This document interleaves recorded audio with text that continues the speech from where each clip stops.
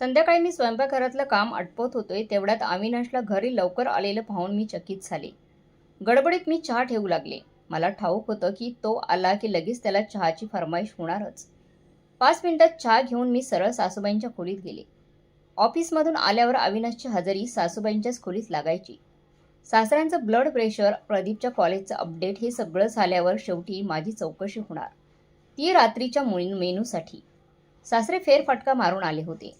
त्यांच्यासाठी चहा घेऊन गेले, पण त्या घाईत माझ्या नाश्त्याची प्लेट स्वयंपाकघरातच राहिली. सासूबाई पटकन म्हणाल्या, सुनबाईची पोह्यांची प्लेट कुठे आहे? मी काही उत्तर देईन तोच अविनाशचा स्वर ताणला गेला. मीना, तुला 4 महिने झाले इथे येऊन, आणि अजूनही या घराचे नियम कळाले नाहीत का तुला? काल तू खोली साफ केली नव्हतीस, आणि त्याआधी प्रदीपचे कपडे प्रेस करायला विसरलीस तू. सासूबाई तावातावात म्हणाल्या. परक्या घराच्या मुली सासरला कधी आपलं घर मानतात का? मी गप्पच राहिले. काही बोलायची संधीच मला मिळाली नाही. मी सकाळपासून रात्रीपर्यंत या घरात सगळ्यांच्या हुकुमावर नाचणारी एक भिंगरी झाली होती. तरी रोज परकेपणाची टोचणी होती, टोमणे मारले जात होते. परक रक्त हीच माझी ओळख. मी जड पावलाने पुन्हा स्वयंपाकघरात आले आणि रात्रीच्या जेवणाची तयारी करू लागले. जेवण झाल्यावर थोडा वेळ विश्रांती घ्यावी म्हणून मी माझ्या खोलीकडे निघाले. तेवढ्यातच सासूबाई आणि सासरे माझ्या खोलीत बसले होते. अविनाशशी हळू आवाजात बोलत होते. मी बाहेरच थांबले आणि लक्ष देऊन ऐकलं तर कळालं, अविनाश 10 दिवसांसाठी नाशिक टूरवर चालला आहे. म्हणूनच तो आज लवकर आला होता. माझ्या मनात वेदनेची एक हुंकार उसळली. ही बातमी सर्वात आधी मला सांगायला हवी होती त्याने, पण त्याने त्याच्या आईवडिलांना पहिली सांगितली. पण ती माझ्याच कानावर उशिरा आली. फक्त 4 महिने झाले होते या घरात येऊन. स्वप्नांची गाठोडी घेऊन आली होती ती, पण इथे कुठेच आपलेपणाची भावना जाणवली नाही. सगळेच जण चेहऱ्यावर परकेपणाचा मुखवटा घेऊनच वागत होते. प्रदीप भाऊजी एखादं काम असलं कीच आपुलकीने बोलायचे, तेही फक्त त्यांचं काम करून घेण्यासाठी. अविनाशचं प्रेमही फक्त रात्रीच्या अंधारातच दिसायचं. मी पटकन गाऊन बदलला, हातपाय धुवून साडी नेसली, केस मोकळे करून विंचरत होते. तेवढ्यात अविनाश हलक्याच मूडमध्ये सिटी वाजवत खोलीत आला. त्या हसत हसत मला मिठीत घेत म्हणाले, तू का इतकी तयार झालीयस? मी थोडंसं लाजून विचारलं, तुम्ही आज इतक्या लवकर कसे आलात? काही सांगितलं नाही. मला काहीच कसं सांगितलं नाही. अविनाश म्हणाला, काही खास नाही ग, 10 दिवसांसाठी नाशिक टूरवर चाललोय. मी थोडीशी उदास झाली. 10 दिवस? तुमच्या विना कसं राहू मी या घरात? मला पण घेऊन चला ना. आपण तर लग्नानंतर एकदाही बाहेर फिरायला गेलो नाही. हे ऐकताच त्यांचा चेहरा बदलला. मला मिठीतून अलगद बाजूला करत ते म्हणाले, माझ्या अनुपस्थितीत आई वडिलांची काळजी घेणं महत्त्वाचं आहे, आणि तू फिरायला जायच्या गोष्टी करतेस. आई बरोबरच बोलते. सुना कधीच आपल्या होत नाहीत, त्या परक्याच राहतात. एवढं ऐकल्यावर मला गप्प बसणंच योग्य वाटलं. अविनाशही उदास मनाने अर्धवट सोडलेला प्रेमाचा एपिसोड मागे टाकून डिनरसाठी हाक मारायला निघून गेले. प्रदीप भाऊजी आले होते घरी. मी सासऱ्यांच्या आवडीची मेथीची भाजी आणि सगळ्यांच्या आवडीचं वरण भात भाजी यांची तयारी करत होती. गरमागरम चपात्या बनवत मी सर्वांना वाढत होती. रात्रीचे डिनर झाल्यावर सगळे खुर्च्या ओढून उठले आणि निघून गेले. कुणी मला तू जेवून घे, तू जेवलीस का, जेवून घे असं म्हणालं देखील नाही. ना कोणी मला वाढायला थांबलं, ना कोणी माझं जेवण झालं का हे सुद्धा विचारलं. मी सुद्धा तर लाज संकोच बाजूला ठेवून पटकन हात धुतले आणि स्वतःचं ताट स्वतःच वाढून घेतलं. राहिलेले जेवण जणू माझीच वाट पाहत होतं. भूकही खूप लागली होती, म्हणून पटापट जेवून घेतलं. सासूबाईंच्या खोलीबाहेर असलेल्या वॉश बेसिनवर हात धुत असतानाच कानावर त्यांच्या व्यंगात्मक बोलण्याचा आवाज आला. अविनाशचे बाबा पाहिलत का? मीनामध्ये तर नवीन सुनेचे एकही गुण नाहीत. मी जेव्हा घरात पहिल्यांदा आली होती तेव्हा सासूबाई आणि नंदेला विचारल्याशिवाय पाणी सुद्धा प्यायचे नाही. पण हिला काहीच फरक पडत नाहीये हे ऐकून मन कडून आलं माझं. मनात कुठेतरी खोलवर एक कडवट सल दाटून आली. नवी सून म्हणजे काय? गुलामच का घरातली? सारखं हेच ऐकून कान अक्षरशः कंटाळले होते. सासूबाईंच्या या कुरकुरीकडे दुर्लक्ष करत मी शांतपणे माझ्या खोलीत आले. आता अविनाश त्यांच्या कपड्यात गुंतले होते. बाजूला सुटकेस ठेवलेली होती. क्षणात लक्षात आलं, ते बॅग पॅक करत होते. ते निघायच्या तयारीत होते. मी प्रेमाने त्यांच्या हातातला स्पर्श करत हळूच म्हणाले, तुम्ही बाजूला हो, मी तुमची सुटकेस भरते. आता तुम्हाला ही सगळी धावपळ करण्याची गरज नाही. अविनाशने चिडून माझा हात झटकला. अरे यार, कन्फ्यूज करू नकोस मला. तुला काय माहीत माझ्या पसंती नापसंतीबद्दल. मी काहीच न बोलता गप्प बसली. हळूच बाल्कनीत जाऊन उभी राहिली. समोरच्या रस्त्यावरची वर्दळ दिसत होती, पण मनात मात्र वादळ उठलं होतं. लग्नानंतर पहिल्यांदाच ते घराबाहेर जाणार होते आणि तेही एकटे. मी कशी राहणार होती एकटी? तसं पाहिलं तर घरात सगळं आहे. मोठं घर, लोकांनी भरलेलं, कोणतीच आर्थिक कमतरता नाही. पण या घरात प्रत्येक जण वेगळ्याच गावचा असल्यासारखी जी भावना होती तीच मला सतत आतून पोखरत राहायची. मी एक तुटलेली फांदी, निष्प्राण एका कोपऱ्यात पडलेली. काही दिवसांपूर्वीच त्यांची बहीण राधाताई आल्या होत्या, माझ्याच वयाच्या. मनात खूप उमेद होती त्यांच्याशी मन मोकळं करावं, बोलावं, गप्पा माराव्यात. पण ही नवी जागा, नवा संकोच आणि सततची भीती. कुठे चुकीचं बोललं तर? माझं तोंड उघडतच नव्हतं. मी अल्पभाषी झाली होती. पण ठरवलं होतं, राधाताईंना लग्नात घेतलेल्या साड्या आणि भेटवस्तू दाखवीन. त्यांना हवं असेल ते देईनही मी त्यांना. त्यांच्या सासरी त्यांचा मान वाढेल असं वाटलं. मी मोठ्या उत्साहात प्रदीप भाऊजींना आवडीनिवडी विचारून त्यांच्यासाठी पालक पनीर, बटाट्याची भाजी बनवली होती. हलकासा मेकअप करून मी आतुरतेने त्यांची वाट पाहू लागले. राधाताई लहान गॅस सोनला घेऊन आल्या. त्यांना पाहताच मी आनंदाने पुढे गेले आणि त्यांच्या गळ्यात पडले. क्षणभर वाटलं जणू माझ्या बालपणीच्या सख्या भेटल्या. पण राधाताईंनी मला थोडंसं बाजूला केलं आणि औपचारिक स्मित हास्य केलं आणि आई आई करत सासूबाईंच्या खोलीत निघून गेल्या. मला थोडंसं विचित्र वाटलं, पण सगळं विसरून मी नंदेची सेवा करू लागली. आईला आणि मुलीला एकांत मिळावा म्हणून मी स्वयंपाकघरात काम करू लागले. सुट्टीचा दिवस होता. सगळे घरातच होते. सासूबाईंच्या गुडघ्याचं दुखणं वाढलं होतं, त्यामुळे त्यांनी मला आदेश दिला, सुनबाई जेवण माझ्या खोलीतच घेऊन ये. मी लवकरच छोट्याशा टेबलाची व्यवस्था करून स्वयंपाकघरात गेली. झटपट चपात्या बनवल्या आणि जेवण घेऊन त्यांच्या खोलीकडे निघाले. सासूबाईंच्या खोलीत आनंदमय वातावरण तयार झालं होतं.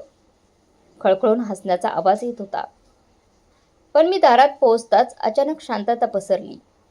त्यांचं बोलणं बंद झालं, जसं काही एखादा अनोळखी माणूस आत शिरला असावा. जे हसत होते ते थांबले. जे बोलत होते त्यांनी अचानक विषय बदलून टाकला. मी टेबलवर जेवण लावलं आणि पटकन चपात्या वाढायला लागले. जेवण झाल्यावर राधाताई आणि प्रदीप भाऊजी ताटं ठेवायला स्वयंपाकघरात आले. बाहेर जाताना माझ्याकडं न पाहताच म्हणाले, बहिणी, तुम्ही आमच्यासोबत जेवायला हवं होतं. मी काही उत्तर देणार तोपर्यंत ते दोघं निघून देखील गेले. पुन्हा एकदा शांतता.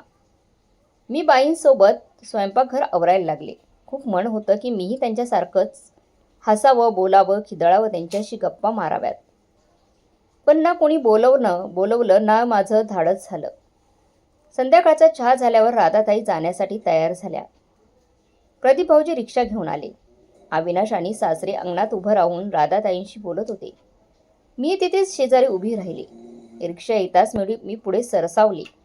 पण त्या क्षणी राधाताई पटकन पर्स आवरून बाय म्हणत रिक्षात जाऊन बसल्या.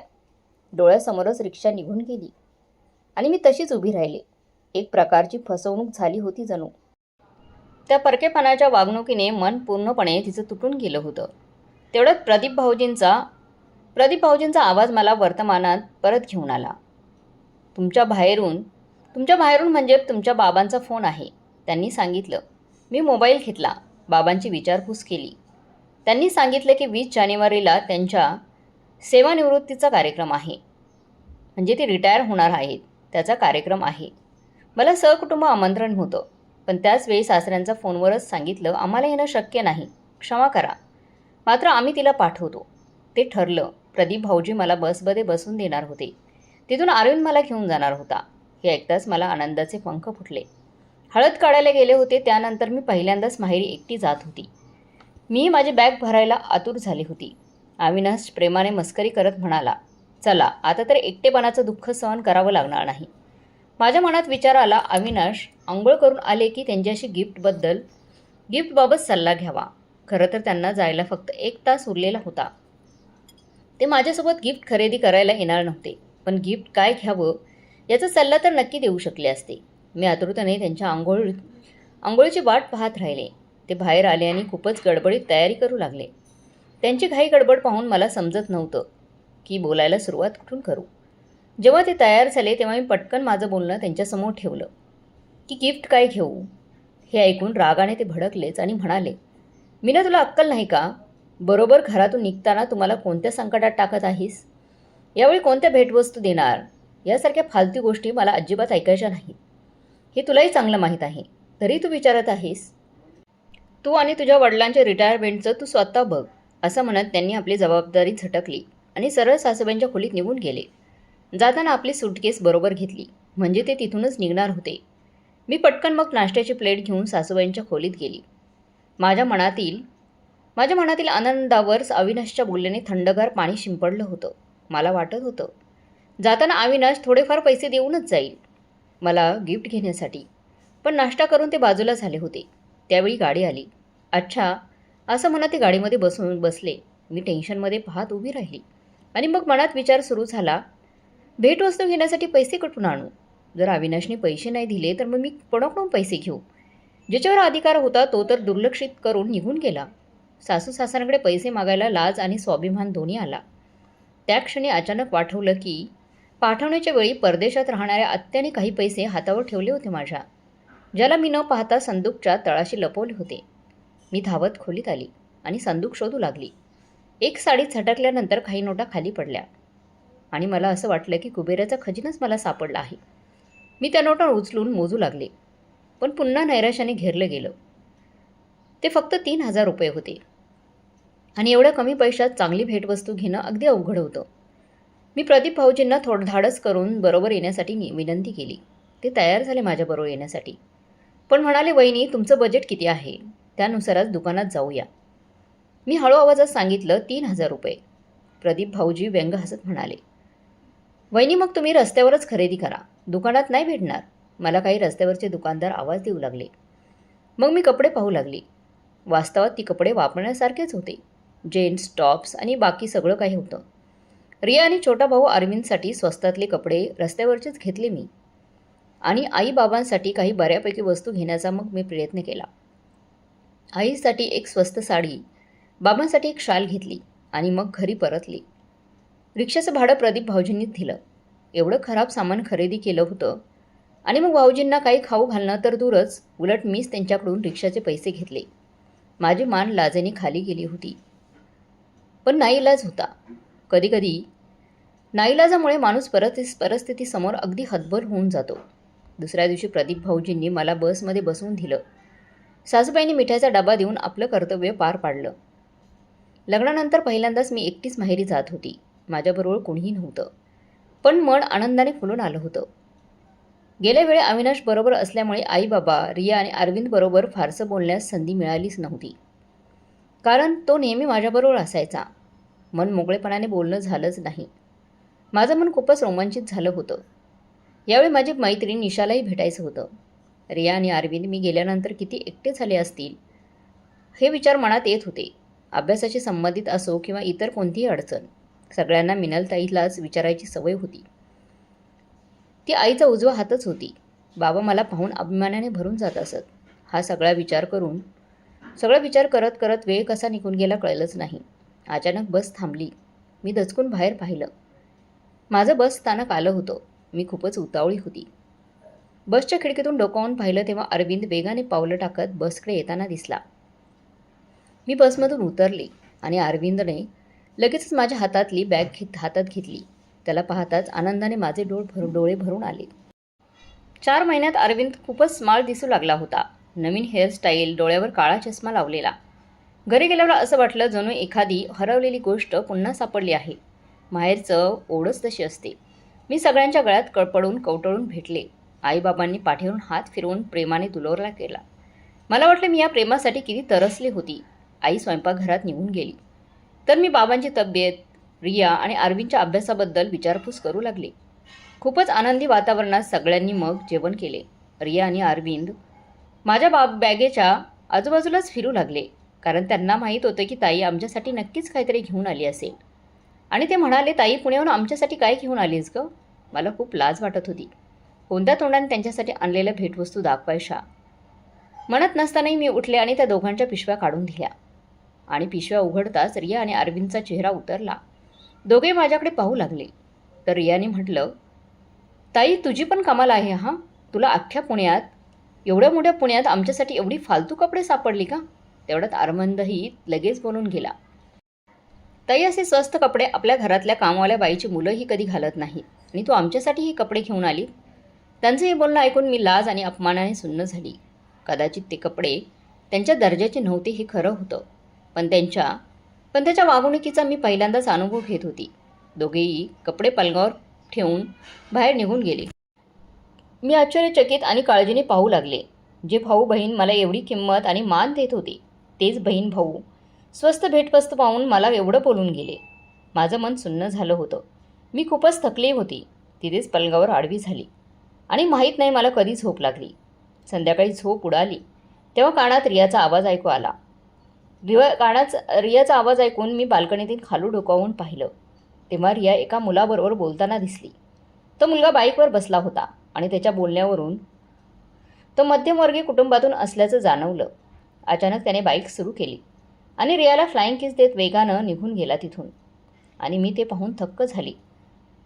रियाचं कॉलेजचं पहिलंच वर्ष होतं. तिने अजून तिच्या 18 वर्षाचं वयही पूर्ण केलं नव्हतं. ती अजून मनाने अपरिपक्वच होती आणि आत्ताच ती कोणत्या मार्गावर चालली आहे याचा मला मोठा धक्का बसला. मग मी मनात ठरवलं की संधी मिळाली की या गोष्टी तिला स्पष्टपणे समजावून सांगेल. तेवढ्यात आई खोलीत चहा घेऊन आली. मी आईचा हात पकडून म्हणाली, आई तू इथेच बस. आणि मग मी तिला साडी आणि बाबांची शाल असलेली पिशवी दिली. भेटवस्तू देताना मला लाज वाटत होती. आईने साडी आणि शाल उलटसलट करून पाहिली आणि म्हणाली, याची काय गरज होती अगं? तुझ्या बाबांनी कालच रिटायरमेंटसाठी महागडी साडी घेतली आहे मला. तिने साडीची पिशवी पलंगावर ठेवली आणि स्वयंपाकघराकडे निघून गेली. मी शांतपणे अभिनय करत आईच्या मागे स्वयंपाकघरात गेली. मला पाहताच आई म्हणाली, तू इथेच बसून आराम कर. तू इथून काय करणार? आराम कर. आता तू आमची पाहुणी आहेस अगं. आईची ही गोष्ट ऐकून माझ्या डोळ्यात पाणी आलं. मी तोंड फिरवत भांडी उलटसुलट करू लागली. त्या दिवसांची आठवण झाली जेव्हा मी स्वयंपाकघरात येताच आई बिनधास्तपणे बाहेर निघून जात होती आणि स्वयंपाक मी करायची आणि थोडा वेळ आराम करायची आई. उद्या तर मावशी, काकी, आत्या सगळे पाहुणे येणार होते. घरी रिटायरमेंटचा कार्यक्रम होता म्हणून सगळेजण घरी येणार होते. मग आईला कुठलाही वेळ मिळणार नाही. मन होत होतं की आईच्या मांडीवर डोकं ठेवून रडावं, मन हलकं करावं. पण आई मात्र अखंड कामात मग्न होती. अधूनमधून माझ्या सासरच्या अनुभवाबद्दल प्रश्न विचारत होती. मी जे काही मनात येईल ते तिला सांगत होती. आई स्वयंपाकघरातील स्टूल माझ्याकडे सरकवत म्हणाली, उभं राहून थकून जाशील अगं, स्टूलवर बस. तिचा पाहुण्यांसारखा हा वागणूक माझ्या मनाला अधिकच दुःखी करत होता. दुसऱ्या दिवशी खूपच गर्दी होती. घरातील वातावरण आनंदाने भरलेलं होतं आणि सगळ्यांचं लक्ष माझ्यावरच होतं. लोक माझ्या सासरचा अनुभव, माझा नवरा आणि घरातल्या लोकांच्या स्वभावाबद्दल प्रश्न विचारत होते. कसे आहेत तिकडले? मी मनातलं दुःखाला लपवून ठरलेली उत्तरं देत होती. कसं सांगू की मी झाडाच्या तुटलेल्या फांद्या आणि पानांसारखं आयुष्य जगती तिथे. आपलेपणा मिळवण्याच्या या परीक्षेत मी प्रत्येक वेळा अपयशी ठरले आहे. बाबांचा रिटायरमेंटचा कार्यक्रम अत्यंत सुंदर पद्धतीने पार पाडला. सर्वांनी बाबांच्या प्रामाणिकपणाचं भरभरून कौतुक केलं गेलं. मी पाहिलं की बाबांच्या चेहऱ्यावर आनंदाचा मुखवटा कित्येक वेळा दिसत होता. पण त्यांच्या चेहऱ्यावरील चिंतेच्या रेषा मात्र स्पष्ट होत्या. मला ठाऊक होतं की ही चिंता रिया आणि अरविंदसाठी आहे, कारण ते दोघेही अजून पूर्णपणे स्थिरावलेले नव्हते. त्यांचं लग्न, शिक्षण आणि नोकरीसंबंधित सगळं अजून बाकी होतं. बाबांचा दूरदृष्टी विचार म्हणजे त्यांनी वेळेत घर बांधलं, ज्याच्या छायाछत्रेत त्यांचं कुटुंब सुरक्षित राहील. आता फंड आणि पेन्शनवरच उदरनिर्वाह करायचा होता. दुसरीकडे पाहुणे निरोप घेऊ लागले. पाहुणे निघून गेल्यानंतर घरात सन्नाटा पसरला. सगळे थकलेले होते आणि दुपारच्या विश्रांतीसाठी आराम करू लागले. या कार्यक्रमात मी एक गोष्ट लक्षात घेतली. रिया आणि अरविंदचा सहभाग जवळजवळ नाच्याबरोबरच होता. रिया जास्तीत जास्त वेळ पार्लरमध्ये घालून आली. बाकीचा वेळ मावशी, काकी, आत्या यांच्यासोबत गप्पा मारत होती. अरविंदही पाहुण्यांमध्ये मिसळून फिरत होता. एकदा तर मी त्याला शेजारी राहणाऱ्या त्याच्याच वयाच्या प्रियाकडे इशारे करताना मी पाहिलं. तसं म्हणायला झालं तर ह्या वयात अशा गोष्टी काही प्रमाणात नैसर्गिकच असतात. पण तरीही या दोघांनी आपल्या शिक्षणाची आणि जबाबदाऱ्यांची जाणीव ठेवणं अत्यंत आवश्यक होतं. पण ते ठेवत नव्हते. भेटवस्तूंवरून दोघांनी टाकलेला कटाक्ष माझ्या जखमांवर पुन्हा मीठ चोळून गेला. माझं मन भरून आलं होतं. मी शांतपणे उठले आणि माझ्या खोलीत गेली. त्यावेळी रिया आणि अरविंद घरी नव्हते. आई बाबा दोघेही झोपले होते. मी खोलीत नजर फिरवली आणि मला जाणवलं की सगळ्या खोलीचं रूपच पालटलं गेलं आहे. त्या घरातील भिंतीवर चित्रपटातील नायक नायिकांचे मोठमोठाले फोटो लावले होते. मग मी हळूहळू माझं कपाट उघडलं. त्या कपाटात माझ्या अनेक आठवणी जपून ठेवलेल्या होत्या. पण आता तिथे रियाचे कपडे आणि तिचं सामान ठेवलेलं होतं. आजूबाजूला पाहिलं तर कपाटावर 2 गाठोडी दिसली. मी त्या दोन्ही खाली उतरवली. पाहिलं तर एका गाठोड्यात माझे कपडे आणि दुसऱ्यामध्ये माझी पुस्तकं नीट बांधून ठेवली होती. मी मनातल्या मनात विचार करू लागली, हे कपडे आणि पुस्तक आता कुठे ठेवायचं? तेवढ्यात अचानक रियाचा बाय म्हणणारा आवाज पुन्हा माझ्या कानावर आला. रिया त्याच मुलाच्या बाईकवरून उतरून वर येत होती. माझं चेहऱ्यावरचं भाव पाहून ती क्षणभर चकित झाली. नजर चोरत ती आत यायला लागली. त्याचवेळी अरविंदही मोबाईलवर कोणाशी तरी बोलत वर आला. मला पाहिलं आणि मोबाईल पटकन लपवून आपल्या खोलीच्या दिशेने वळू लागला. मी त्याला हळू आवाजात दिला, पण त्याने ते ऐकलंच नाही. जणू काही मी तिथे नव्हते. आता माझं धैर्य थकायला लागलं होतं. पण तरी स्वतःला सावरत शक्य तितक्या प्रेमाने मी दोघांनाही जवळ बोलवलं. रिया अजूनही तिथेच निशब्द उभी होती. अरविंद मात्र तोंड फुगून माझ्यासमोर येऊन उभा राहिला. मी शांतपणे प्रेमाने दोघांच्या अभ्यासाबद्दल विचारलं. अभ्यास कसा चालू आहे तुमचा? तेव्हा दोघींनी थोडक्यातच उत्तरं दिली आणि निघून जायला वळाली. मग मी पटकन अरविंदला विचारलं, अरविंद तू नवीन मोबाईल घेतलास का की बाबांनी घेऊन दिला? अरविंदने तोंड वाकडं करत उत्तर दिलं, बाबा कुठं घेऊन देणार आहेत? तो कोल्हापूरच्या मावशीचा मोलाचा जुना मोबाईल आहे, तोच देऊन गेला. मी त्यात माझं सिम टाकलं आहे. मी शांतपणे म्हणाले, असं कोणाकडूनही काही घेऊ नये रे. किमान एकदा तरी मला विचारायला हवं होतं. तू बाबांना मागितलंच नाही, ते तुला मोबाईल घेऊन देऊ शकले नसते का? माझं बोलणं ऐकून अरविंदने पुन्हा तोंड वाकडं केलं. ते पाहून मला खरंच राग आला. मी थोडं कठोरपणे म्हणाले, मी आल्यापासून तुम्हा दोघांना बघते आहे. 4च महिन्यात किती बदलला तुम्ही दोघंही. मी नंतर रियाकडे वळाले आणि विचारलं, रिया तो मुलगा कोण होता ज्याच्या बाईकवरून तू आलीस? हे ऐकताच ती चिडून म्हणाली, काय झालं ताई, तो रोहन आहे. माझ्या कॉलेजमध्ये शिकतो तो. मला फक्त घरी सोडायला आला होता. मी तिचं डोकं थोपटत शांतपणे म्हणाले, रिया या सगळ्या गोष्टींसाठी तू अजून खूप लहान आहेस अगं, भोळी आहेस. या वयात शिक्षण आणि जबाबदारीचं भान सर्वात महत्त्वाचं असतं. तुम्ही दोघांनाही अभ्यासावर लक्ष केंद्रित करावं असं मला वाटतंय. अरविंद, मी काल रात्री पाणी प्यायला उठले तेव्हा तुझ्या खोलीतली लाईट चालू होती.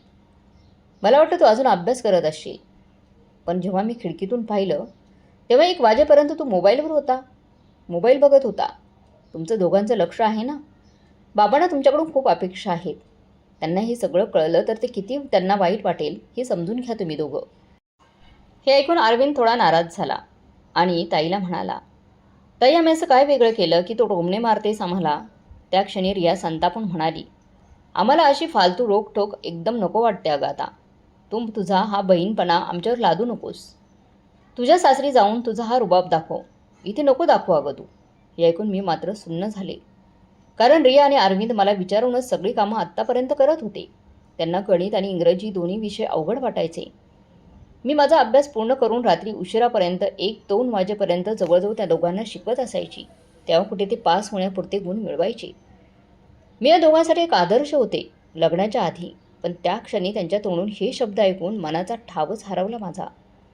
त्यावेळी सर्वांचा आवाज इतका मोठा झाला की आई घाबरून धावत आली. आम्हा तिघांना वाद घालताना मोठमोठ्याने बोलताना पाहून ती थक्क झाली. ती मला विचारू लागली, काय झालं गं? मी काही बोलणार तोच रिया ओरडून म्हणाली, काय होणार आहे? जेव्हापासून ताई आली आहे तेव्हापासून आमच्यावर नजर ठेवते आहे. कुठे जातो, काय करतो, आमचे मित्र कोण आहेत, सगळ्यात लक्ष घालते. आमचे छोटे छोटे आनंद तिला सहन होत नाहीत. तेवढ्यात अरविंदही बोलला, आई आता जग बदललंय, आम्ही पण बदलत आहोत. पण ताईला आमचा बदल पटतच नाही. तिला काही समजतच नाही आहे. माझा एवढा अपमान होताना पाहून आई देखील अस्वस्थ झाली. तिने माझा हात पकडला आणि म्हणाली, तू इथून चल. कशाला मालकीण बनून राहत आहेस आता? आता यांची काळजी सोड आणि तुझा संसार बघ, सासर बघ. मला कुणालाही काही बोलण्याची संधी दिली नाही. मी तशीच अपमानित उभी राहिली. तेवढ्यात बाबा आवाज ऐकून आले. काही न बोलता न विचारता त्यांनी माझा हात धरला आणि त्यांच्या खोलीत नेलं. त्या अपमानाच्या वेदनेने माझ्या तोंडाला शब्दच फुटेना. बाबांनी काही न बोलता फक्त गप्प राहून मला ती वेदना पचवायला थोडी शांतता दिली. थोड्या वेळाने मी उठून लिव्हिंग रूममधल्या सोफ्यावर जाऊन बसले. कधी डोळे लागलं कळलंच नाही. रात्री जेवायला यावं म्हणून आई बाबा एका मागोमाग आले, पण मी भूक नाही असं म्हणून परत झोपले. त्या रात्री फक्त रिया आणि अरविंदने जेवण केलं. मला रात्रभर झोप लागली नाही. मनात एकच विचार खुळत राहिला, मी काय चुकीचं केलं? मी इथे आले होते त्यांच्या आनंदात सामील होण्यासाठी, पण माझ्या अस्तित्वाने सगळं वातावरण तणावमय झाले. दुसऱ्या दिवशी मी सकाळी लवकर उठले. आंघोळ करून तयार झाले. सगळ्यांसाठी चहा बनवला. रिया आणि अरविंदच्या खोलीत जाऊन त्यांना चहा दिला. आईबाबांच्या खोलीतही चहा घेऊन राहिले. ओठावर खोटं हसू आणून मी एकदम सर्व काही ठीक आहे असे अभिनय करू लागले. माझ्या सासरच्या गोष्टी न विचारता शेअर करत गेले. माझ्या धीराच्या खोड्या गमती जमती सांगत खोटं हसत राहिले. आईबाबांनी मी तयार केलेल्या वातावरणाला कुरवाळत माझा अभिनय साथीतून पुढे चालवला.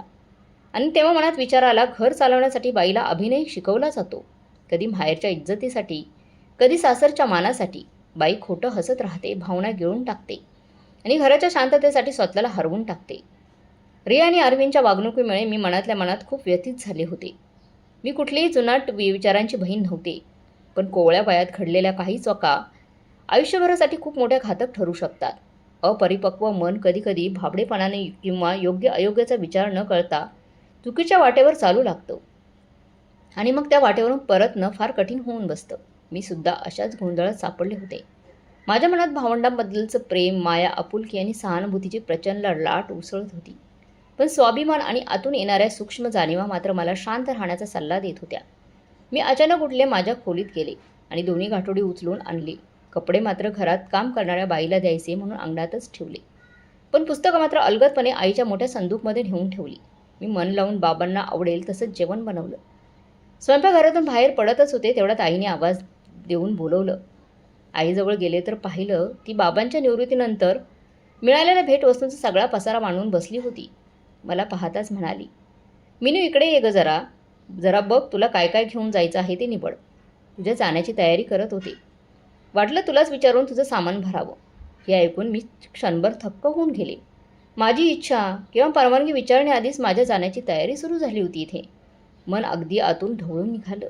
मी तर मनात 10 दिवस राहण्याचं स्वप्न घेऊन आली होती आणि इथे तर 4थ्या दिवशी मला पाठवायचं ठरवून टाकलं गेलं होतं माझ्याच आईने. कदाचित आईच्या अनुभवाने तिला हे जाणवलं असावं की आमच्या तिघा भावंडांमधील तणाव आता टोकाला जाऊ लागलाय आणि त्याचा खोलवर परिणाम घरातच होऊ शकतो. मी समजूतदारपणाने वागत चेहऱ्यावर नाराजीचा भाव न आणता अगदी सहजतेने म्हणालं, अगं आई नाही ग, फक्त 4 महिन्यांपूर्वी तर सगळं काही घेऊनच पाठवलं होतंस. तू पुन्हा सुरू झाली आहेस का? आई काही न म्हणता बाबांना मिळाल्या असंख्य भेटवस्तूंमधील काही बाजूला ठेवून म्हणाली, तू तर बोलतेस तुला काही नको, पण आम्हालाही आमच्या मानसन्मानाचा विचार करावा लागतो नाही का? तुझ्या सासरचे लोक काय म्हणतील? मुलीला रिकाम्या हाताने पाठवलं. मला समजलं की यावेळी बोलून काही उपयोग नाही, म्हणून गप्प बसणंच योग्य वाटलं. हळूहळू मी सामान पाहू लागले. काही वस्तू घरगुती उपयोगाच्या होत्या तर काही कपड्यांचे संच. सगळं सामान एकत्र ठेवून मी ते माझ्या बॅगेत ठेवायला गेले. डोळ्यातून अश्रू अनावर वाहत होते. बरं झालं खोलीत त्या क्षणी कुणी नव्हतं. बॅग उघडली आणि त्यातून मोठ्या हौसेने आणलेल्या कपड्यांनी तोंड वाकडं केल्यासारखं वाटलं. जणू ते कपडे माझ्याकडे पाहून म्हणत होते, किती वेळा संधी मिळाली या कपड्यांना अंगावर घालायला. मनाच्या वेदना थोड्या कमी करण्यासाठी मी माझ्या सर्वात प्रिय मैत्रिणीला निशाला फोन केला, पण ती देखील शहराबाहेर गेली होती. ज्या माहेरी येण्यासाठी मी एवढ्या उत्सुकतेने वाट पाहिली होती त्या ठिकाणी आता असं एक क्षणही घालवणं कठीण झालं होतं. असं वाटत होतं वेळ थांबून राहिला आहे. काही वेळ बाबा जवळ बसले आणि त्यांनी पुढील नियोजन करू लागले. ते पण खूप उदास होते. एवढ्या महागाईच्या काळात फक्त पेन्शनवर दिवस काढणं खूप कठीण होतं. बाबा नेहमी स्वाभिमानी, गंभीर आणि कमी बोलणारे. त्यांनी सांगितलं, मीना मी अकाउंट विभागात नोकरी करू शकतो, पण या वयात कुणाच्या समोर हात जोडणं योग्य नाही. आणि मग त्यांनी थोडं पास होऊन म्हटलं, पेन्शनच्या पैशात रोजच्या खर्चासाठी तूट पडणार, पण काय करू, वशिलाचा जमाना आहे. त्यांचं बोलणं ऐकून माझं मन खूपच वेदनेने भरून आलं. मी थोडं मोठ्याने म्हणाले, तुम्ही लोकांनी माझ्या लग्नाची इतकी घाई केली, नाहीतर त्याच वेळी माझ्या कॉलेजमध्ये लेक्चरर म्हणून मला नोकरी मिळत होती. मी तुम्हा लोकांसमोर किती विनवणी केल्या होत्या, एवढ्या लवकर लग्न करू नका माझं, पण तुम्ही माझं ऐकलंच नाही. बाबा हसत हसत म्हणाले, मीना बाळा, किती दिवस तुला घरी ठेवू? एक दिवस तुला तरी जायचं होतं. परक्याचं धन किती दिवस आपल्या घरी ठेवू? त्यांचे हे शब्द ऐकून मन पुन्हा एकदा सुन्न झालं. माहेरी पण परकी, सासरी पण परकी. मनात एकच आंदोलन उठलं, माझं घर कोणतं? मी कोणाची आहे? डोळ्यातून पुन्हा अश्रू निसरडे झाले. खूपच कष्टानं स्वतःला सांभाळत मी आईला स्वयंपाकघरात मदत करू लागले. आई म्हणाल, तू आरामात बस, मी सगळं करते. आता सवय सगळी झाली मला एकटीला करायची. रिया स्वयंपाकघरात डोकवतही नाही. फक्त कॉलेज, अभ्यास, दुसरं काही नाही. मनात आलं रियाबद्दल आईला सावध करावं, पण घरातलं वातावरण अजून खराब व्हायला नको असा विचार करून गप्प बसले. दुसऱ्या दिवशी सकाळी लवकर उठून आंघोळ करून तयार झाले. मन अगदी भरून येत होतं. मन करत होतं लवकर निघावं, कमीत कमी घरातलं वातावरण तरी सामान्य व्हावं. मी पटापट नाश्ता केला. अरविंद मला सोडायला येणार होता. खाली रिक्षा थांबलेली होती. मी सर्वांना प्रेमाने निरोप दिला आणि रियाला गळ्याशी घट्ट धरलं. ती उदासपणे माझ्या जाण्याचीच वाट पाहत होती. तिने अचानक मला थोड्या अलगदपणे बाजूला केलं आणि मान खाली घालून उभी राहिली. मी पुन्हा एकदा आईबाबांच्या गळ्यात पडून रडू लागले. त्यांनी माझ्या डोक्यावर हात फिरवून मला शांत केलं. मी भावनांना जास्त जागा न देता पायऱ्या उतरू लागले. अरविंदने रिक्षामध्ये सामान ठेवले. बाबा खाली आले होते, पण आई आणि रियावर बाल्कनीत उभ्या होत्या. मी रिक्षामध्ये बसून हात हलवला. वरूनही त्यांचे हात हलताना दिसले. बघता बघता सगळ्यांच्या डोळ्याआड झाली. अशा प्रकारे माहेरी माझी दुसऱ्यांदा पाठवणी झाली होती. अरविंद मला बसमध्ये बसून म्हणाला, ताई कॉलेजला उशीर होतोय, आणि मग तो धावत गर्दीत हरवला. अरविंद जाताच मनात वेदनेची तीव्र झंझणाट उमटली. बसमध्ये बसून मी विचार करू लागले, वेळ कसा बदलतोय. मी अरविंद आणि रियाची आवडती ताई होती. प्रत्येक गोष्टीत माझ्याकडून सल्ला घेत होते ते. मला न विचारता कोणी पाऊल उचलत नव्हतं. पण आज दोघेही कसे परके झाले आहेत. माझ्या मनात एक वादळ उठलं. दोघेही दिशाभूल झाल्यासारखे वाटत होते. सासरच्या उंबरठ्यावर पाय ठेवताच लक्षात आले. माहेरी 10 दिवस राहण्याची परवानगी घेऊन गेली होती, पण 4 दिवसातच परत आली. मग काहीतरी कारण सांगावं लागणारच. माझं डोकं चालू लागलं. प्रदीप भाऊजींनी दरवाजा उघडला. मी चेहऱ्यावर खोटं हास्य आणलं. ते आश्चर्यचकित होऊन म्हणाले, वहिनी एवढ्या लवकर आलात? फोन केला असता तर मी घ्यायला आलो असतो. आमच्या दोघांच्या आवाजाने सासरे बाहेर आले. मी त्यांच्या पाया पडून थोडा मोठा आवाज करून म्हणाले, आईबाबांच्या सगळ्या कुटुंबाबरोबर भारत भ्रमण करण्याचा कार्यक्रम ठरलेला होता त्यांचा. सगळे मला पण यायला आग्रह करत होते, पण मी नकार दिला, म्हणून लवकर यावं लागलं. मला वाटत होतं आतल्या खोलीत बसलेल्या सासूबाईंनी माझं बोलणं ऐकावं, म्हणजे मला वारंवार खोटं बोलावं लागणार नाही. आणि तसंच माझं मनही मला खोटं बोलण्यासाठी धिक्कारत होतं. मी आज जाऊन सासूबाईंना भेटली. त्यांनी सांगितलं की राधाताई आल्या होत्या आणि ती कालच गेली. काही दिवसांनी त्यांच्या बालमैत्रिणीचं लग्न आहे. ती शेजारीच राहते, म्हणून त्या लग्नासाठी पुन्हा 2-4 दिवसासाठी येणार आहे. मी काही वेळ सासूबाईंनी सासऱ्यांच्या जवळ बसून राहिले. ते रिटायरमेंटच्या कार्यक्रमाबद्दल विचारत होते, पण कुणी मला चहा किंवा पाणी देखील विचारलंच नाही. माझं डोकं तणाव आणि थकव्याने फुटायला लागलं होतं. मग मी स्वयंपाकघरात जाऊन सर्वांसाठी चहा घेऊन आले. चहा प्यायला सुरुवात केली आणि थोडंसं मनाला शांती मिळाली. त्यानंतर रात्रीच्या जेवणाची तयारी सुरू केली. 2 दिवसांनी अविनाश नाशिकहून परत आले. त्यांचं कामही लवकर संपलं होतं. मी लवकर आलेलं पाहून त्यांना आश्चर्य वाटलं. मी मनात दडलेल्या वेदना दडपून ठेवल्या आणि जबरदस्तीने हसत म्हटलं, मला तिथे तुम्ही येणार आहात याची जाणीव झाली होती, म्हणून धावतच आले. अविनाश थोडा असल्याने माझ्याकडे धावत येऊन मला पकडण्याचा प्रयत्न केला, पण मी हसत हसत स्वयंपाकघरात गेली. आयुष्य पुन्हा जुन्या गतीने चालू लागलं. मी सासरच्या एकटेपणाचा पुरावा देण्याचा प्रयत्न करत होती, तर सासरची मंडळी त्या पुराव्यांना खोटं ठरवण्याचा प्रयत्न करत होते. असं करत करत थोडा वेळ निघून गेला. 2 दिवसांनी राधाताई येणार होत्या. त्यांचे पती व्यस्त असल्यामुळे ते लग्नाच्या दिवशीच येणार होते, पण राधाताई सगळ्या कार्यक्रमात सहभागी व्हायच्या इच्छुक होत्या, म्हणून त्या 2 दिवस आधीच येत होत्या. राधाताई येणार आहेत ही बातमी ऐकून घरात उत्साहाची लहर पसरली. त्यांच्या मैत्रिणीचं कुटुंबही लग्नपत्रिका देण्यासाठी आलं. त्यांनी लग्नाला येण्यासाठी सर्वांना आग्रह केला होता. मी आणि सासूबाई घरात होतो. सासर शहरात असल्यामुळे राधाताई संध्याकाळी रिक्षाने आल्या. साहिलही सोबत होता आणि भरपूर सामानही त्यांच्याबरोबर होतं. मी स्वयंपाकघरात गेली. त्यांनी एकट्याने सगळे सामान आतमध्ये घेतलं. राधाताई त्यांच्या मैत्रिणीच्या लग्नासाठी आल्या होत्या, त्यामुळे त्या फारच चांगल्या मूडमध्ये होत्या. मी पुढे जाऊन त्यांच्याजवळ गेले. त्यांनी पाहिल्याप्रमाणेच सौम्य हसमीत हास्य दिलं, पण स्वतःला माझ्यापासून सावकाश बाजूला केलं आणि सासूबाईंच्या जवळ गेल्या. दुसऱ्या दिवशी दुपारी मेहंदी आणि संगीताचा कार्यक्रम होता. मला वाटलं की राधाताई मलासुद्धा सोबत घेऊन जातील, म्हणून मी तत्परतेने कामाला लागले. अचानक सासूबाईंचा आवाज आला, माझं आणि राधाचं जेवण बनवू नकोस, आम्ही तिथेच जेवणार आहोत. माझं मन खूप दुखावलं गेलं. नववधू असतानाही मला कोणी योग्य प्रकारे समजून घेत नव्हतं. मी मन मारून काम करत राहिली. तेव्हा अचानक राधाताई मोठमोठ्याने रडू लागल्या. मी घाबरली. काय झालं? साईला काय झालं तर नाही ना? मी पिठाचा हात पटकन धुतला आणि खोलीकडे धावत गेली. आत गेले असता राधाताईंचं सगळं सामान विस्कटलेलं आणि त्या रडत होत्या. सासूबाई बॅग ओढून काहीतरी शोधत होत्या. विचारल्यावर कळलं की राधाताईंची एक बॅग कदाचित रिक्षामध्येच राहून गेली होती आणि त्यात त्यांचे दागिने होते. हे ऐकून मला खूप वाईट वाटलं. आता फक्त रिक्षाचालकाच्या प्रामाणिकपणावर विश्वास ठेवायचा होता. कदाचित तो बॅग पोलीस स्टेशनमध्ये जमा करेल किंवा घरी परत करेल. रिक्षाचा नंबर राधाताईंच्या लक्षात नव्हता. त्याचा चेहराही नाही. त्यामुळे तणाव आणखी वाढत गेला. घरात एक गडद आणि तंग वातावरण पसरलं. सासऱ्यांनी अविनाशला ऑफिसमधून बोलावून घेतलं होतं. दोघेही पोलीस स्टेशनवर तक्रार नोंदवायला निघून गेले. पण तिथेही कोणतेही आश्वासन मिळाले नाही की त्यामुळे तणाव कमी होईल. माहेरी येऊन मुलीचे दागिने हरवणे हे माहेरच्या लोकांसाठी मोठी बदनामीचं कारण ठरलं असतं. अविनाश आणि प्रदीप एकत्र येऊन राधाताईंना धीर देत होते. पण त्या रडत रडत फक्त एकच प्रश्न विचारत होत्या, सासरी जाऊन काय तोंड दाखवू? सासूबाई सतत त्या रिक्षावाल्याला शिव्या देत होत्या, तर मी आणि सासरे दोघे हतबल होऊन उभे राहिलो होतो. त्या दिवशी घरात कुणीही जेवण केलं नाही. मोठ्या प्रयत्नांनी मी साईला दूध आणि बिस्किटं खायला दिली. दुसऱ्या दिवशी संध्याकाळपर्यंत ना पोलीस स्टेशनकडून काही बातमी आली ना त्या रिक्षावाल्याचा कुठलाही ठाव ठिकाणा मिळाला. सगळेच निराश आणि हतबल झाले होते. राधाताईंची अवस्था पाहून माझं मन द्रवून गेलं होतं. किती आनंदाने त्या लग्नासाठी माहेरी आल्या होत्या आणि आता इतकी मोठी अपमानास्पद घटना. माझ्या मनात विचार खूप फिरू लागला. जर असंच माझ्या माहेरी काही गेल्यावर घडलं असतं तर? विचार करताच अंगावर काटा आला. खरंच मुलींना किती काय सहन करावं लागतं. हे विचार मनात चालू असतानाच अचानक एक ठाम निर्णय मी घेतला. मी खोलीत जाऊन कपाटातून माझे सगळे दागिने काढले आणि दागिन्यांचा डबा राधाताईंच्या हातात देताना मी ठामपणे म्हणाले, घ्या ताई, आजपासून हे तुमचेच आहेत. माझ्यासाठी दागिने पुन्हा बनवता येतील, पण तुमच्या दागिन्यांमुळे कोणताही अपमान होऊ नये सासरी. सगळे आश्चर्याने माझ्याकडे पाहू लागले. जणू काही त्यांना विश्वासच बसत नव्हता की काही क्षणात घरातील सगळे सदस्य दागिने घेण्यास नकार देऊ लागले. तेव्हा मी शांतपणे म्हणाले, मी राधाताईंना हे दागिने देऊन कोणताही उपकार करत नाही. तुम्ही सगळे माझे कुटुंब आहात आणि तुमच्या भावना माझ्यासाठी तितक्याच महत्त्वाच्या आहेत. आजकाल चोरीच्या घटना रोजच्या घडामोडी बनल्या आहेत आणि दागिने फक्त लॉकरची शोभा वाढवतात, पण खरं समाधान देत नाही. इतकं म्हणत मी स्वयंपाकघराकडे निघाले. तेव्हा राधाताईंनी पटकन माझा हात पकडला आणि नम्रताने म्हणाल्या, नाही वहिनी, माझ्या बेजबाबदारीची शिक्षा तुम्हाला देऊ शकत नाही मी.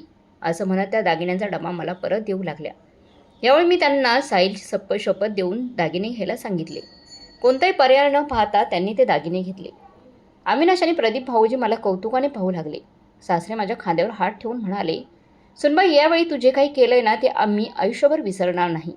प्रत्येक वेळी परक्या घरातून आलेली, परक्याचं रक्त अशी रट लावणाऱ्या सासूबाईंनी लाजेने मान खाली घातली. दागिन्यांचं हरवणं ही साधी जखम नव्हती, पण सध्या तरी त्यावर मलम लावण्यात आलं होतं. सगळे उदास मनाने थोडं खाऊन झोपले. राधाताई कसं तरी आपल्या मैत्रिणीच्या लग्नाला जाऊन मग सासरी परतल्या. सासरी पोहोचल्यावर त्यांनी सांगितलं, दागिने बहिणींचे दागिने नवीन डिझाईनचे होते म्हणून मी ते बदलून घातले. त्यांच्या सासरच्या मंडळी मोकळ्या मनाचे होते, त्यामुळे त्यांनी जास्त चौकशी केली नाही. या घटनेनंतर सगळ्यांचा माझ्या प्रतीचा व्यवहार पूर्णपणे बदलला. अविनाश आता मला बाहेर फिरायला घेऊन जाऊ लागला. जेवण तयार झाल्यानंतर अविनाश आणि प्रदीप भाऊजी डायनिंग टेबलवर प्लेट आणि जेवण वाढण्यास माझी मदत करू लागले. जेवणाच्या वेळी सगळे माझी वाट पाहत असायचे. एके दिवशी सासूबाई म्हणाल्या, सुनबाई, चपात्या बनवून कॅसरोलमध्ये ठेवत जा. तूही सगळ्यांसोबत जेवायला बस. मी मनातल्या मनात या बदलामुळे खूप आनंदी झाले होते, पण मनात रिया आणि अरविंदच्या काळजी तरी एका काट्यासारखी टोचत होती. बाहेरून तर मी सामान्य असल्याचा भास दाखवण्याचा प्रयत्न करत होते. बाहेरून येऊन जवळपास 2 महिने झाले होते. बाबांनी 2-3 वेळा विचारपूस करण्यासाठी फोन केला होता. आईचं पण बोलणं झालं होतं, पण रिया आणि अरविंद यांच्याशी एकदाही संवाद झाला नव्हता. तेव्हा त्यांच्याबद्दल विचारायचे तेव्हा बाबा सांगत होते की ते दोघेही घरी नाहीत. कदाचित त्यांना माझ्याशी बोलायचंच नव्हतं. काल रात्री स्वयंपाक करत असताना बाबांचा फोन आला. ते खूप घाबरलेले होते आणि म्हणाले, मीना बाळा, तुझ्या आईची तब्येत खूपच खराब झाली आहे. तिला टायफॉइड झाला आहे. तुझी खूप आठवण काढते.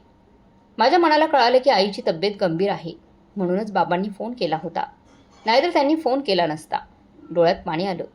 मी बाबांना येण्याचं आश्वासन देऊन फोन कट केला. पाठीमागे वळाले तर सासूबाई आणि सासरे होते. माझ्या चेहऱ्यावरची चिंता दिसत होती.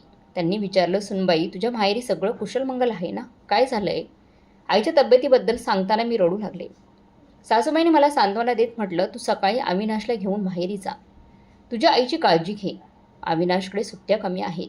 तो 2 दिवस राहून परत येईल. तुला जेवढा वेळ राहायचा आहे तितकं राहा. दुसऱ्या दिवशी मी आणि अविनाश माहेरी गेलो. संपूर्ण घर अस्तव्यस्त होतं. धावतच आईच्या खोलीत गेले आणि चकित झाले. ती खूपच अशक्त झाली होती. डोळे खोल गेले होते आणि काळी पडली होती.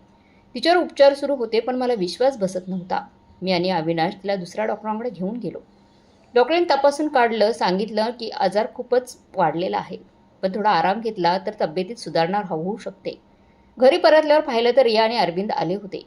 मला पाहताच त्यांचे चेहरे ढासळलेले होते आणि मी त्यांच्या औपचारिक बोलत होती. 5व्या दिवसापर्यंत आईच्या तब्येतीत हळूहळू सुधारणा दिसू लागली. बाबांच्या चेहऱ्यावर परत आनंदाची झळक दिसू लागली. हे पाहून मन खूप हलकं झालं. दुपारी मी आईला खिचडी खायला खाऊ घातली. घरात कोणीच नव्हतं. खिचडी खाल्ल्यानंतर आईने प्लेट बाजूला ठेवली आणि माझे दोन्ही हात पकडून पलंगावर आपल्याजवळ बसवलं. तिच्या डोळ्यात अश्रू होते. ती रडत म्हणाली, मीना बाळा, जेव्हा तू गेल्या वेळी आली होतीस तेव्हा तुझा खूप अपमान झाला होता घरी. माफ कर बाळा. मग तिने हात सोडले. मला खूप वाईट वाटलं. मी आईचे दोन्ही हात घट्ट पकडून म्हणाले, आई, तू हे काय बोलतीस? तू झालेल्या गोष्टींवर विचार करू नकोस आणि काहीही बोलू नकोस. तू फक्त तुझ्या तब्येतीकडे लक्ष दे. हळूहळू आई बोलू लागली. तिच्या मनातील वेदना माझ्यासमोर उघडायला लागल्या. ती म्हणाली, रिया घराप्रती बेजबाबदार झाली आहे. जेव्हापासून मी आजारी पडली आहे, सकाळी काहीतरी बनवून डायनिंग टेबलावर ठेवून जाते. संध्याकाळी पण तीच स्थिती असते. गडबडीत काहीतरी अर्धवट शिजवते. काही विचारलं तर तिला खूप राग येतो. अरविंदही दिवसभर बाहेर असतो. खाण्यापिण्याचे काहीच नियम नाहीत. तुझ्या बाबांनी चहा बनवायला शिकून घेतला आहे. चहा तर तुझे बाबाच बनवतात. हे सगळं ऐकून मन खूपच दुःखी झालंय. मला पण रिया आणि अरविंदचं पावलं चुकीच्या दिशेने जात असल्याचा भास होत होता. त्यामुळे आईला सतर्क करायचं होतं. पण तिची तब्येत पाहून या विषयावर गप्प बसणंच योग्य ठरवलं. दुसऱ्या दिवशी मी माझी मैत्रीण निशाला फोन केला. ती मला भेटायला घरी आली होती. लग्नानंतर तिला भेटण्याची संधी मिळाली नव्हती. निशा माझ्या बालपणीची एकटीच खरी मैत्रीण होती. तिचे वडील खूप मोठे व्यापारी होते, पण तिला कधीच घमंड नव्हता. ती खूप प्रेमळ होती, त्यामुळे ती नेहमी माझ्या मनात राहायची. आम्ही दोघे एकमेकांच्या सुखदुःखाच्या भागीदार होतो. निशा आल्यामुळे माझं मन आनंदाने भरून आलं. आम्ही दोघे आईजवळ बसलो तेव्हा आई म्हणाली, निशा, आज तू मीनाला बाहेर फिरायला घेऊन जा. जेव्हापासून आली आई माझी सेवा करते. आता मी बरी झाली आहे. निशाने मला बाहेर येण्यासाठी आग्रह केला आणि मी नकार देऊ शकले नाही. ती आपली कार घेऊन आली होती. आम्ही दोघे एका रेस्टॉरंटमध्ये गेलो. निशाने कॉफी ऑर्डर केली आणि मग आम्ही दोघी बोलू लागलो. निशा माझ्याकडून माझं लग्न आणि सासरचा अनुभव ऐकायला खूप उत्सुक होती. अचानक ती गंभीर झाली आणि म्हणाली, मीना, आपण दोघे कित्येक दिवसांनी भेटत आहोत. मला तुझं मन दुखवायचं नाही, पण या गोष्टीवर गप्प राहून मला तुझं आणि तुझ्या कुटुंबाचं नुकसान करायचं नाही आहे. मी त्याला सगळं स्पष्ट सांग म्हणाली. तेव्हा निशा म्हणाली, मीना, तुला माहीतच आहे ना की माझा एक छोटा भाऊ संदीप आणि अरविंद एकाच कॉलेजमध्ये शिकतात. संदीपने मला सांगितलंय की अरविंद गेल्या 3-4 महिन्यापासून कॉलेजमध्ये फारच कमी येतोय. तो काही दादा टाईप मुलांबरोबर फिरतोय. प्रोफेसरांनी त्याला कित्येक वेळा चेतावणी दिली आहे. मला वाटतं त्याला आत्ताच थांबवलं नाही तर तो चुकीच्या मार्गावर जाऊ शकतो. मग तिथून परत येणं कठीण होईल. मी निशाचे आभार मानले. तू मला योग्य वेळी सावध केलंस. आजच मी अरविंदशी परखडपणे बोलती. विषय निघालाच होता तेव्हा मी निशाला रियाबद्दल सगळं सांगितलं. निशाने गंभीरपणे म्हटलं, या वयात मुलामुलींचं आकर्षण साधारण असतं, पण ताण तेव्हा येतो जेव्हा काही मुलं भोळ्या मुलींना फसवून त्यांच्याशी संबंध ठेवून त्यांचे आपत्तीजनक व्हिडिओ बनवून त्यांना ब्लॅकमेल करू लागतात. मी निशाला म्हणलं, बस कर निशा, मला हीच काळजी वाटते. पण रिया काही ऐकायला तयारच नाही. काय करू? आम्ही दोघे बोलत होतो तितक्यात माझी नजर समोरच्या टेबलावर गेली. तिथे एक 9 तरुण आणि एक 9 तरुणी हातात हात धरून ज्यूस घेत होते. ते हळूहळू बोलत होते. मला वाटलं त्या मुलाला मी कुठेतरी पाहिलंय. मी अडवण्याचा प्रयत्न करू लागले. लक्षपूर्वक पाहिलं तेव्हा माझ्या लक्षात आलं, हा तर तोच मुलगा आहे ज्याच्यासोबत रिया बाईकवरून फिरताना दिसते. आता माझं डोकं वेगाने विचार करू लागलं. या फालतू मुलाच्या नादी लागून रिया माझा इतका अपमान करतीये. घरातल्यांचा अपमान करत होती. मी झटपट एक प्लॅन आखला आणि निशाला समजावलं. निशा वॉशरूमला जाण्याच्या निमित्ताने त्या दोघांच्या जवळ जाईल आणि मी वेळ न घालवता मोबाईलमधून त्यांचे फोटो काढणार. जर ते दोघं सावध झाले तर मी कॅमेरा निशाकडे वळवून तिला पोज द्यायला सांगेन. जसं काय मी तिचाच फोटो काढते. पण दोघं प्रेमात इतके मग्न होते की आजूबाजूच्या गोंगाटाची त्यांना जाणीवच नव्हती. ते एकाच ग्लासमधून ज्यूस पित होते. मी पटकन फोटो काढला आणि आम्ही दोघी रेस्टॉरंटच्या बाहेर बाहेर पडलो. घरी आल्यावर पाहिलं तर रिया आणि अरविंद दोघेही आलेले होते. अरविंद निशाला पाहून थोडंसं दचकला, कारण त्याला माहीत होतं निशाचा भाऊ आणि तो एकाच कॉलेजमध्ये शिकतो. रियाला मात्र निशा खूप आवडायची, म्हणून ती प्रेमाने तिला बिलगली. एकमेकींच्या गप्पा झाल्यानंतर रिया चहा बनवायला निघून गेली. काही वेळाने अरविंद संधी साधून कोचिंग क्लासच्या नावाखाली बाहेर पडू लागला. तेवढ्यात निशाने त्याचा हात धरला आणि म्हणाली, का रे, मी एवढ्या दिवसांनी आली आहे आणि तू माझ्याशी बोलणार नाही का? बोलायचं नाही का माझ्याशी? मीनाचं लग्न झालंय, आता मी तुझी मोठी ताई आहे. माझ्याजवळ मनातलं सारं काही बोलू शकतोस तू, असं म्हणत ती त्याला दुसऱ्या खोलीत घेऊन गेली. निशाने शांतपणे समजावलं, तुझ्या या वागण्यामुळे तुझं करिअर उद्ध्वस्त होऊ शकतं, घराच्या सन्मानावर डाग लागू शकतो. आई वडिलांना तुझ्याकडून किती अपेक्षा आहेत याचा विचार कर जरा. अरविंद मान खाली घालून ऐकत होता. निशा पुढे म्हणाली, तू उद्यापासून नियमित कॉलेजला जाशील. त्या मुलांची भेट पूर्णपणे बंद कर. काही अडचण आली तर माझ्या चुलत भावाकडे जा. तो तुझ्या कॉलेजचा प्रोफेसर आहे. तो तुला नक्कीच मदत करेल. आणि हो, आता तुझ्या प्रत्येक हालचालींवर लक्ष ठेवलं जाईल. लक्षात ठेव, तुझी मीनाताई त्या कॉलेजमध्ये टॉपर होती. अरविंद निशाचा खूप मान ठेवत होता. शेवटी हे सगळं ऐकून तो रडू लागला. त्याने निशाला वचन दिलं, ताई, मी तुझं नक्की ऐकेन. निशाने देखील प्रेमाने त्याच्या पाठीवर थोपटलं. तेवढ्यात रिया चहा घेऊन आली आणि दुसरीकडे मीही माझं काम पूर्ण केलं. मी रेस्टॉरंटमध्ये घेतलेला फोटो तिथेच टेबलावर ठेवला, जिथं रियाने चहा ठेवला होता. मी तिथून उठून आईच्या खोलीत गेली. रिया सगळ्यांना चहासाठी बोलावू लागली. आम्ही सगळे हसत खेळत चहा पिऊ लागलो. तेवढ्यात रियाची नजर त्या फोटोवर गेली. ती म्हणाली, कोणाचे फोटो आहेत हे? असं म्हणत तिने मोबाईल हातात घेतला. तेव्हा निशा हसत म्हणाली, मीना माझे फोटो काढत होती, पण माझे फोटो काढणं जमलंच नाही. तिला फोटो काढणं जमलंच नाही. रेस्टॉरंटमध्ये एक जोडी बसली होती, त्यांचेच फोटो काढलेत, माझे काढलेच नाही. मीना, तुला फोटो काढायला पण येत नाहीत बघ. फोटो पाहताच रियाच्या चेहऱ्याचा रंगच बदलला. आम्ही काही लक्ष न दिल्याप्रमाणे चहा पीत बसलो होतो. रिया गप्पगारपणे तिथून निघून गेली. थोड्याच वेळात आम्ही रियाच्या खोलीत गेलो. ती अंथरुणात पडून रडत होती. निशाने प्रेमाने विचारलं, रिया काय रडतेस? तिने सुरुवातीला काही कारणं देण्याचा प्रयत्न केला, पण तिची कारणं आमच्यासमोर चालली नाही. मी थोडं ओरडून म्हणाली, सांग नक्की काय झालंय, का रडतीये तू? तेव्हा ती त्या मुलाबद्दल सगळं सांगू लागली. मी आणि निशाने या वयात होणाऱ्या चुका लक्षात आणून तिला सावध केलं आणि अभ्यासाकडे लक्ष देण्यास सांगितलं. रिया रडतच माझ्या गळ्यात पडली आणि म्हणाली, ताई, मला ओरड, मी खूपच वाईट आहे, माझ्याकडून चूक झाली. मी प्रेमाने तिला मिठी मारली आणि म्हणाली, आता आईबाबांची जबाबदारी तुझ्यावर आहे. असं रडून कसं चालेल? रिया हसून हो म्हणाली. अरविंद पण मान खाली घालून उभा होता. तोही माझ्या गळ्यात पडला. निशा जाताना आईबाबांना भेटायला गेली. तेव्हा हसून म्हणाली, काका, मी ज्या कामासाठी आले होते ना, ते तर विसरूनच गेले काका. खरं तर बाबांनी मला यासाठी इथे पाठवलं होतं की त्यांना त्यांच्या व्यवसायासाठी एक अनुभवी अकाउंटंट हवा आहे. जर तुम्ही हे काम स्वीकारलं तर त्यांची काळजी काहीशी कमी होईल. बाबांच्या आनंदाचा ठिकाणाच राहिला नाही, कारण त्यांनाही काम हवंच होतं. का नाही, मी हे काम नक्की करेन. निशा, तुझे उपकार मी कधीही विसरणार नाही. निशा प्रेमाने पण रागाने म्हणाली, काका, तुम्ही जर असं म्हणाल तर मी तुमच्याशी कधीच बोलणार नाही. बाबांनी हसून दोन्ही कान पकडले आणि सगळे मोठमोठ्याने हसू लागले. सगळं वातावरण आनंदाने भरून गेलं होतं. आईची तब्येतही जी बरी नव्हती ती बरी झाली होती. रिया आता घरातल्या कामात लक्ष देऊ लागली आणि मीही सासरी जाण्याची इच्छा व्यक्त केली. त्यावेळी अरविंद माझ्या सासरी सोडायला येणार होता. दुसऱ्या दिवशी जाण्यापूर्वी मी आईबाबांच्या खोलीजवळून जात होती, तेव्हा त्यांचं बोलणं ऐकू आलं मला. आई म्हणाली, आपण मुलींना परक्यांचं धन, परक्याची अमानत म्हणून दुःखी करतो, त्यांचं मन दुखवतो. पण मुली नवऱ्याच्या घरी जाऊनही बापाची आणि काळजी कधीच सोडत नाही, त्या काळजी करतच राहतात. बाबांनी हसून उत्तर दिलं, मुली तर आपल्यासोबत राहतात, तोपर्यंत आपलं आयुष्य असतं. हे ऐकून मीही हसले. दुसऱ्या दिवशी मी माहेरी सर्वांचा निरोप घेऊन सासरी आले. सगळे खूप प्रेमाने भेटले.